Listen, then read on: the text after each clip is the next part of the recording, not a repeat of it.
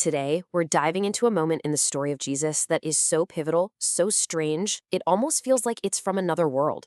And yet, it's absolutely central to understanding his entire mission. We are talking about the Transfiguration. Seriously, think about it. It's kind of like watching the first 10 minutes of a movie, and then someone flashes the final, epic scene on screen for just a second. It would be glorious, for sure, but also really confusing. And it would completely change how you see everything that comes next. Well, that's pretty much what happened to Peter, James, and John. They were given this absolutely stunning glimpse of the conclusion, a preview of ultimate glory, right before they had to walk through the darkest, hardest part of the story. Now, the timing here is everything. Just 6 days earlier, Jesus had dropped a total bombshell on his disciples. He told them that he, their Messiah, was going to suffer, be rejected, and killed. So you can imagine the mood was heavy, just full of doubt and confusion. And it's right in that moment that he takes his 3 closest friends away from it all up a high mountain. And then, something impossible happens. Jesus is transformed. The text says his clothes became dazzlingly white. I mean, brighter than anyone on earth could ever bleach them. But here's the crucial thing to get. This wasn't a light shining on him.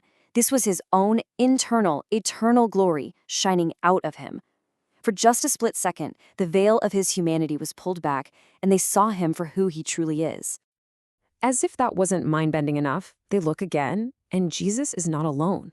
Standing there, just casually talking with him, are 2 of the most legendary figures in all of Jewish history, Moses and Elijah. This isn't just a friendly reunion. It's a summit of staggering importance. And believe me, it is no accident who these 2 men are. Moses, he represents the law, the very foundation of God's covenant with Israel. And Elijah, well, he represents the prophets, that constant call from God for his people to be faithful. So together, they are basically shorthand for the entire Old Testament.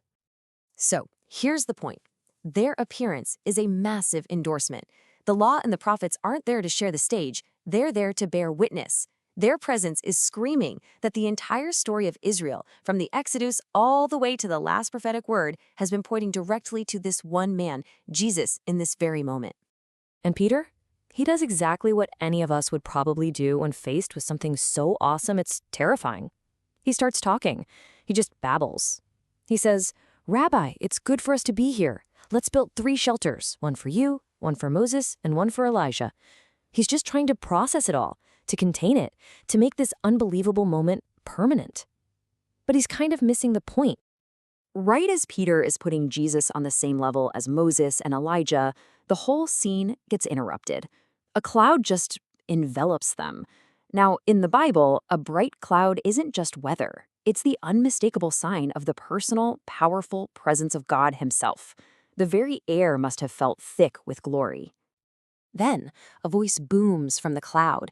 It is the voice of God the Father, and his message is so direct, so unambiguous, it cuts through all the fear and confusion. "This is my Son, whom I love. Listen to him." And that's not a suggestion. It's a divine command.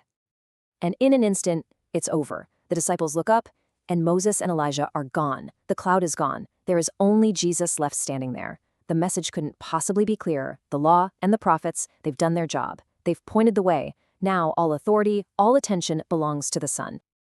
As they're walking back down the mountain, probably still trying to process what they just saw, Jesus gives them a very strange order.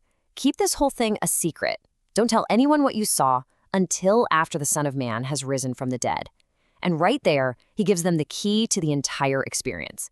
This moment of glory can only be understood through the lens of what's coming next. See, that command reveals the whole point. The vision on the mountain was a promise, a preview of the destination that was meant to give them strength for the journey. The glory they saw makes absolutely no sense without the suffering of the cross, and neither of those makes sense without the victory of the resurrection. It's a story that can only be fully understood in hindsight. But they didn't get it. Not yet. The text tells us they kept the matter to themselves but were constantly discussing and arguing about what rising from the dead even meant. They had seen the glory, but they couldn't yet connect the dots to the suffering Jesus had just promised. All the pieces were there, but the picture just wasn't clear. They even try to fit it into their theology, asking, "Hey, why do the teachers of the law say that Elijah has to come first?" And Jesus explains that the prophecy was fulfilled, just not in the way they expected. He tells them John the Baptist already came in the spirit and power of Elijah, and just as John was rejected and killed, so too would the Son of Man have to suffer. But that glory from the mountain doesn't last. When they get to the bottom, they crash right back into a broken reality. There's a crowd, there's arguing, and in the middle of it all is a father with a tormented son and a group of disciples who are completely powerless to help. The contrast is just jarring. You have transcendent glory on the mountain, and then desperate, messy human suffering down in the valley. So what are we supposed to take away from all this? First, that those moments of glory, they give context to our suffering. They aren't an escape from reality, but they're fuel for the hard road ahead, reminding us what we're fighting for. Second, Jesus is the fulfillment of everything that came before. And third, when all the other voices fade away, the main command for anyone who follows him is simple: listen to him. This whole account really leaves us with a powerful question to think about. The disciples were given this incredible experience to strengthen them for what was coming. So what about you? What mountaintop moments in your life, what moments of clarity and glory have prepared you for the inevitable challenges of the valley?